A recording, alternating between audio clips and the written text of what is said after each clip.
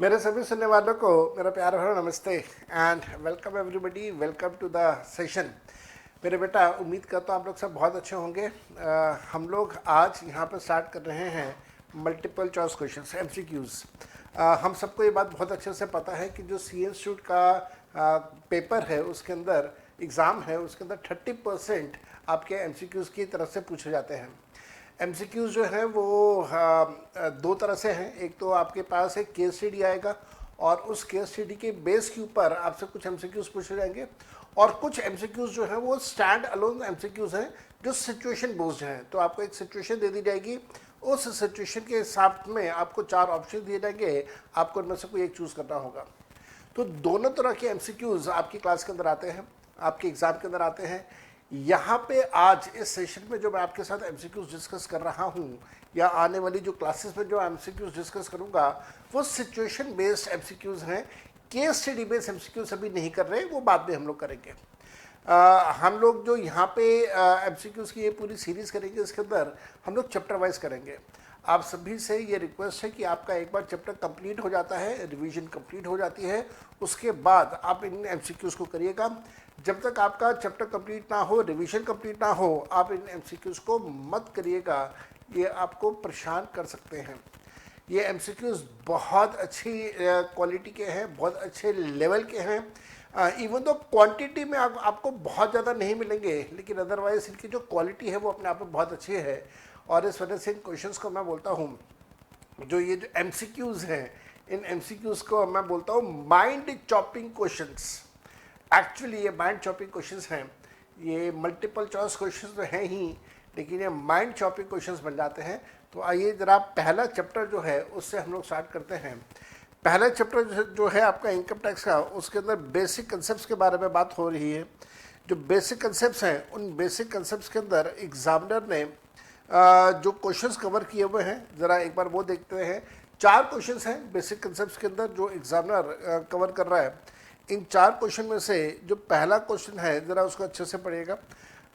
और यही जो क्वेश्चन है ये बाद में इन्होंने एमटीपी के अंदर दिया है। अच्छा, सारी बातों में एक बात ये मैं आपको ज़रूर बता देता हूँ कि ये जो हम लोग माइंड चॉपिंग क्वेश्चंस कर रहे हैं, एमसीक्यूज कर रहे हैं, इनका सोर्स क्या है? ये जो क्वेश्चन है, इनका सोर्स क्या है? सोर्स क्या है, ध्यान से सुनेगा। 2021 में पहली बार, जनवरी 2021 में पहली बार सी इंस्टीट्यूट ने अपनी एक बुकलेट इशू करी थी, जिसके अंदर इन्होंने एमसीक्यूज दिए थे, कुछ केस स्टडी बेस्ड दिए थे, कुछ स्टैंड अलोन एमसीक्यूज थे, सिचुएशन बेस्ड जिसको हम लोग बोलते हैं। इनकम टैक्स के भी थे, जीएसटी के भी थे। इनकम टैक्स के इनिशियली इन्होंने 100 एमसीक्यूज इशू करे थे, और कुछ शायद 25 केस स्टडीज़ थी। ये जो 100 एमसीक्यूज थे ये आपके सिचुएशन बेस्ड थे, और 25 केस स्टडी बेस्ड थे। 21 में इन्होंने इंट्रोड्यूस करा था या इशू करा था ये बुकलेट, और उसके बाद फिर 2022 जनवरी में इन्होंने उसको कुछ थोड़ा सा अपडेट किया था, और फिर जनवरी 2023 के अंदर इन्होंने फिर से एक नई बुकलेट इशू करी थी, जिसके अंदर इन्होंने कुछ नए फ्रेश क्वेश्चंस दिए थे। तो मैंने क्या किया है, आप सभी के बेटरमेंट के लिए मैंने इस तीनों बुकलेट 2021, 2022, 2023 तीनों बुकलेट्स को मैंने कंबाइन कर दिया। जो उनमें से कॉमन क्वेश्चन थे वो हटा दिए, जो बाकी के क्वेश्चन बचे वो आपके सामने हैं। इसी प्रकार से मई 2019 एग्जामिनेशन में इन्होंने पहली बार एमसीक्यूज इंट्रोड्यूस करे थे। मई 2019 से पहले एमसीक्यूज होते ही नहीं थे। तो मई 2019 और मई 2019 के बाद जितने भी आरटीपीज आए हैं, जितने भी एमटीपीज आए हैं, मैंने वो सारे आरटीपीज और सारे एमटीपीज के एमसीक्यूज को भी इसके अंदर कवर अप कर दिया है। तो जो अब हम लोग ये सीरीज करेंगे, जिसके अंदर वो सारे चैप्टर्स हम लोग कवर करेंगे, उन सभी चैप्टर्स के अंदर ऐसा ही होगा। आपके पास पहले एमसीक्यूज आ जाएंगे, वो जो एमसीक्यूज हैं जिसमें कोई आरटीपी या एमटीपी नहीं लिखा हुआ, वो आपके एमसीक्यूज जो है वो सी इंस्टीट्यूट के बुकलेट के हैं। और उसके अलावा जहाँ पे आरटीपी एमटीपी लिखा हुआ है, वो तो ऑब्वियसली आपको पता चल ही जाएगा कि आरटीपी एमटीपी के क्वेश्चंस हैं।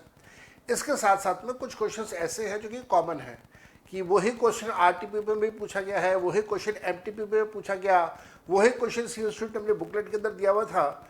तो उन कॉमन क्वेश्चंस को मैंने हटा दिया है, लेकिन जो आरटीपी एमटीपी में पूछा गया उसको मैंने रखा, और बाकी की सारी चीज़ें। तो आइए जरा स्टार्ट करते हैं। पहला क्वेश्चन हमें दिया हुआ है बेसिक कंसेप्ट्स का। पहला क्वेश्चन हमें क्या बताता है? पहला क्वेश्चन हमें बता रहा है कि Gupta, a Hindu undivided family in Maharashtra, comprises of mister Harsh Gupta. तो एक हिंदू अनडिवाइडेड फैमिली है जो कि महाराष्ट्र में है, और इस एचयूएफ का कौन कौन मेंबर है वो इसके अंदर मेंशन किया गया है। अब हम सबको एचयूएफ के बारे में पता है। एचयूएफ जो होता है वो एक बॉडी है जिसके अंदर सारे जॉइंट फैमिली, जो फैमिली मेंबर्स होते हैं वो आते हैं, जो एक कॉमन सोर्स ऑफ इनकम से अपनी इनकम कमा रहे हैं। जब हम लोग फैमिली मेंबर्स की बात करते हैं तो कौन कौन से फैमिली मेंबर्स आएंगे? जिस व्यक्ति ने एचयूएफ बनाया है वो व्यक्ति, और उसके आगे जो फिर जो कॉमन डिसेंडेंट्स है वो भी आ सकते हैं, कॉमन एसेंडेंट्स अगर हैं तो वो भी आ सकते हैं, और पैरेलल फैमिलीज वाले जो लोग हैं वो भी आ सकते हैं। जब मैंने कहा कि पैरेलल फैमिलीज, तो इसका मतलब भाई वगैरह भी इसके अंदर हम लोग कवर अप कर सकते हैं।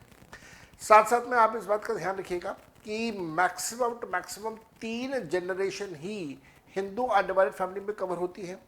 अगर 3 से ज़्यादा की जनरेशन्स हैं तो फिर आपको एक अलग एचयूएफ बनाना होगा।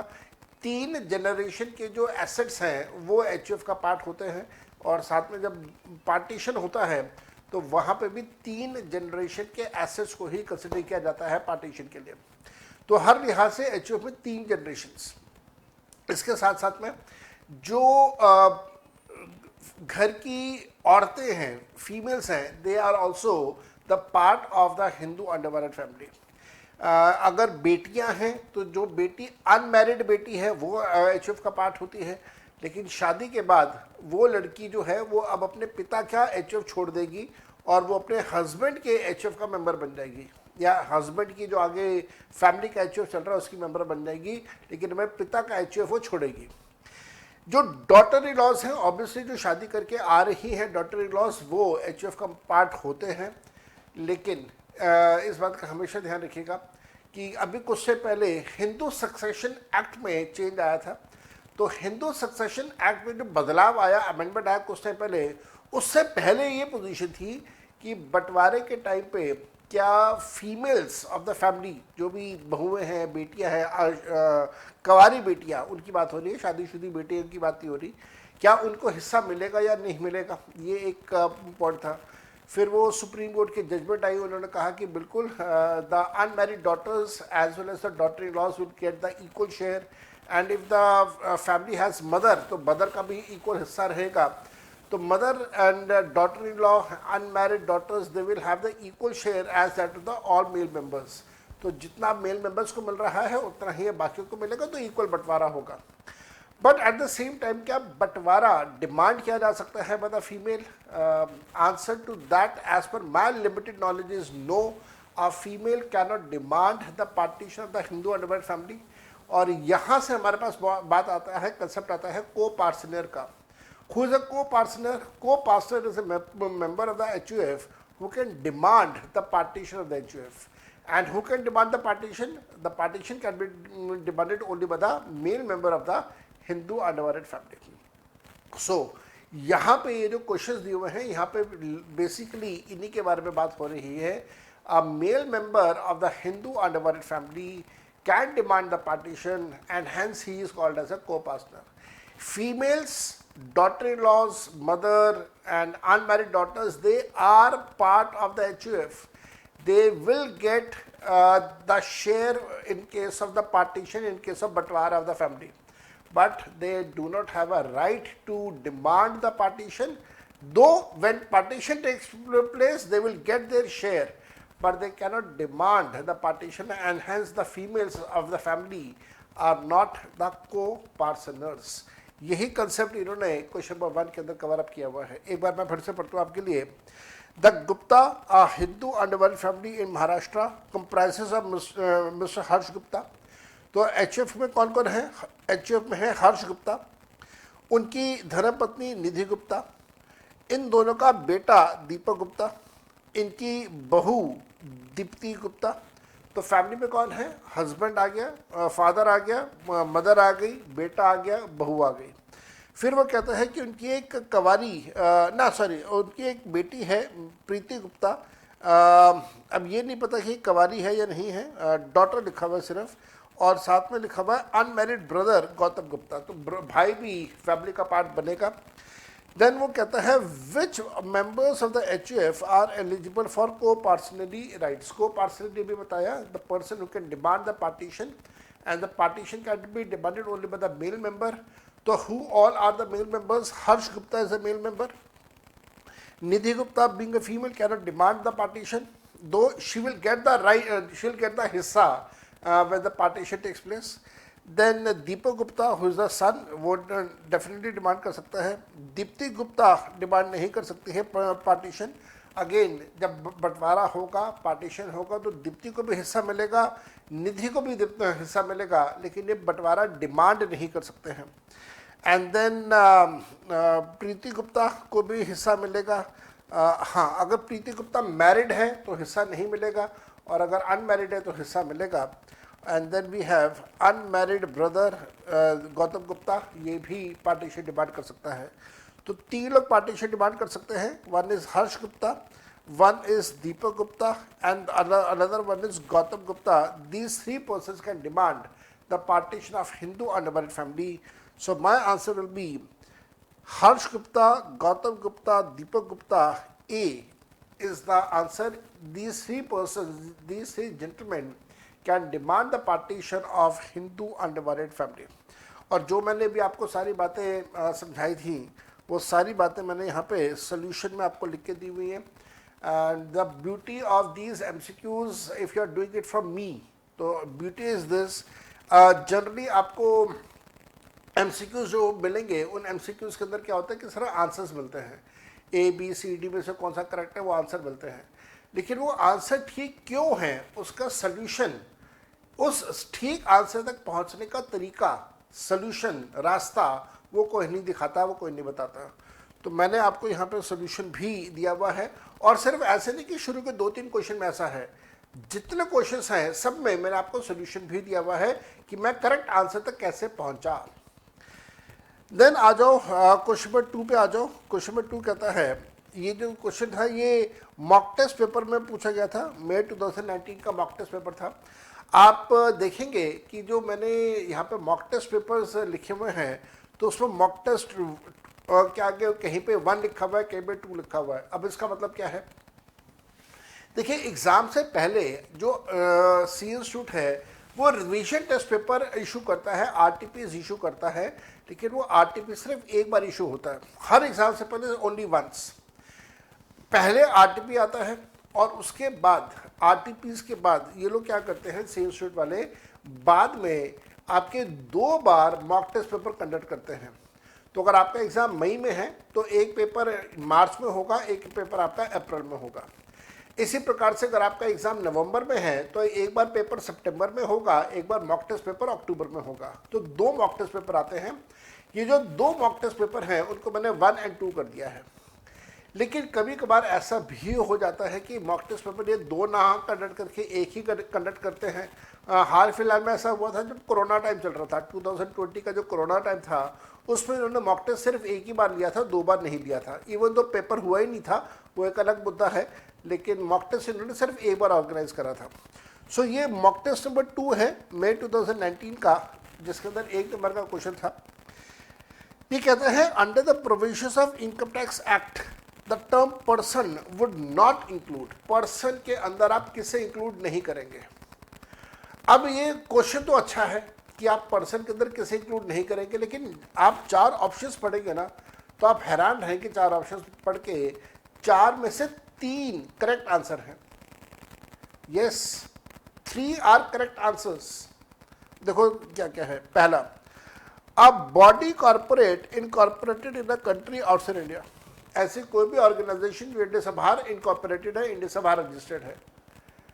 अब ऐसे तो कोई टर्म हमने पर्सन की डेफिनेशन में पढ़ी नहीं, तो आप इसको भी कह सकते हो कि ये पर्सन की डेफिनेशन में नहीं आएगा। दूसरा, a limited liability partnership form, LLP person की डेफिनेशन में नहीं आता। थर्ड लिखा हुआ है Indian branch of a foreign company. अब ऐसा भी कुछ भी पर्सन की डेफिनेशन में नहीं लिखा हुआ था। तो अगर हम लोग कहते हैं कि अंडर द प्रोविजन आपने किसको इंक्लूड नहीं करना है, तो ए भी करेक्ट आंसर हो सकता है, बी भी करेक्ट आंसर हो सकता है, सी भी करेक्ट आंसर हो सकता है। लोकल अथॉरिटी को तो हम लोग इंक्लूड करते हैं, तो fourth is not a correct answer. लेकिन हैरानगी की बात यह है कि सी इंस्टीट्यूट ने जो इस पर करेक्ट आंसर दिया, वो करेक्ट आंसर दिया है बी। अच्छा, अब मैं सी इंस्टीट्यूट के बी को जस्टिफाई करने की कोशिश करता हूँ। जो एलएलपी है, उस एलएलपी को हम लोग हमेशा पार्टनरशिप फर्म के अंदर इंक्लूड करते हैं। So LLP is not considered as a separate person, but it is regarded as a part and parcel of the partnership firm. ठीक है, इस वजह से शायद इन्होंने बी आंसर दिया हो, बिल्कुल ठीक है। पर अगर यही जस्टिफिकेशन है तो यही जस्टिफिकेशन ए और सी के लिए भी आता है। अब body corporate incorporated outside India, इसी को तो फॉरेन कंपनी बोलते हैं, और फॉरेन कंपनी कोई अलग से पर्सन की डेफिनेशन में गिवन नहीं है, तो इसका मतलब ये भी पर्सन की डेफिनेशन में नहीं आना चाहिए। Similarly Indian branch of a foreign company, ऐसा भी कुछ भी पर्सन की डेफिनेशन में गिवन नहीं है, तो Indian branch of a foreign company, ये भी फॉरेन कंपनी ही कहलाएगी, इंडियन कंपनी नहीं कहलाएगी। तो मोटी मोटी बात यह है कि भाई तीन आंसर इसमें ठीक है, ए भी ठीक है, बी भी ठीक है, सी भी ठीक है। लेकिन विदाउट अवॉइडिंग एनी कंट्रोवर्सीज, लेटर से कि जो इन्होंने एलएलपी कहा वो एलएलपी ही हमारे आंसर का पार्ट है। बट देन अगर एग्जाम में क्वेश्चन आ जाए तो बंदा क्या करेगा, कोई स्टूडेंट क्या करेगा? ए भी ठीक है, बी भी ठीक है, सी भी ठीक है, three options are correct, but then God knows, मतलब मेरे पास इस बात का जवाब ही नहीं कि ये क्वेश्चन एग्जाम में आ जाए तो मैं क्या मार्क करूं। देन आइए next, mock test MTP May 2020, 2 marks। कहता है XYZ LLP falls under which category of a person? LLP कौन सी कैटेगरी में कवर होता है, ये आपसे पूछा। फॉर्म में कवर होता है, कंपनी में कवर होता है, AOP में कवर होता है, या आर्टिफिशियल जुडिशियल पर्सन में कवर होता है? ऑब्वियसली आंसर है firm, partnership firm. All LLPs are to be covered under the concept of partnership firms. Next आ जाओ क्वेश्चन नंबर 4 के ऊपर, देखिए क्या कहता है। Mock test paper 1 of May 2023, तो May 2023 लेटेस्ट एग्जाम का mock test paper number 1, 2 mock test हुए हैं। उसके अंदर फर्स्ट मॉक टेस्ट का 2 नंबर का क्वेश्चन था। एग्जामिनर पूछता है, a Gupta HUF in Maharashtra comprises of Harsh Gupta, wife Nidhi Gupta and son Deepak Gupta, daughter in law Dipti Gupta, his daughter Priya Gupta. Which of the member of HUF are eligible for co-partnership rights? बस फ़र्क क्या है, ये क्वेश्चन नंबर 4 और ऊपर जो इन्होंने क्वेश्चन नंबर 1 दिया हुआ था, इसमें फ़र्क ये था कि गौतम गुप्ता को इन्होंने यहाँ से हटा दिया। जो क्वेश्चन नंबर 1 था उसमें भाई गौतम गुप्ता भी मेंशन था, लेकिन यहाँ पे गौतम गुप्ता को इन्होंने यहाँ से हटा दिया। अब अगेन अगर मैं वापस अपनी बात वही बोलूँ कि साहब जो को पार्टनर्स हैं वो होते हैं मेल मेंबर्स, तो मेल मेंबर्स जो हैं वो है हर्ष गुप्ता और दीपक गुप्ता, तो answer should be A. But इन्होंने आंसर क्या लिखा हुआ है? इन्होंने आंसर लिखा हुआ है हर्ष गुप्ता, दीपक गुप्ता, प्रिया गुप्ता। अब प्रिया गुप्ता तो बेटी है, प्रिया गुप्ता को आपने कैसे काउंट कर लिया? अच्छा, मान लो आपने कहा कि प्रिया गुप्ता को पार्टनर है, ठीक है। अगर प्रिया गुप्ता है तो वाइफ निधि गुप्ता वो क्यों नहीं है? अगर प्रिया गुप्ता है तो फिर वाइफ भी होनी चाहिए। तो अगर उस लॉजिक से देखें कि ये कहते हैं कि निधि females are also the co partners, तो फिर answer should be C. In that case answer should not be B, but then B answer is not correct. Answer should be A. Only the male members are the co-partners, and the male members are Harsh Gupta and his son Deepak Gupta. Only these two gentlemen will be the co-partners. जो mother है निधि गुप्ता और जो daughter है प्रीति Gupta, they are the members but they are not the co-partners. Even though when the partition will take place, Nidhi as well as Preeti will get the equal share as that of the share of Harsh Gupta and Deepak Gupta. तो मैंने यहाँ पे यही बात लिखी है कि जो आंसर बी है सी शुड का वो ठीक नहीं है, आंसर शुड बी ए। अब आप में से कहिए कि मन में आएगा सर अगर आपने यहाँ पे ये कहा कि आंसर ठीक नहीं है तो ऊपर भी बोलो ना आंसर ठीक नहीं है। मैं तो यहाँ पे भी कह ही रहा हूँ भाई 3 आंसर ठीक है, अब 3 में से कौन सा मैं कंसिडर करूँ ना करूँ, तो ये तो क्वेश्चन ही बड़ा अजीब सा था। बट देन चलो मैंने आप लोगों के साथ डिस्कस कर दिया है। तो ये 4 क्वेश्चंस हैं जो कि आपको बेसिक कंसेप्ट्स के चैप्टर में गिवन है, और बाकी के जो क्वेश्चंस हैं वो अलग अलग चैप्टर के हैं जो कि मैं आने वाले सेशंस के अंदर आपके साथ डिस्कस करता रहूँगा। Till the time, bye bye and take care.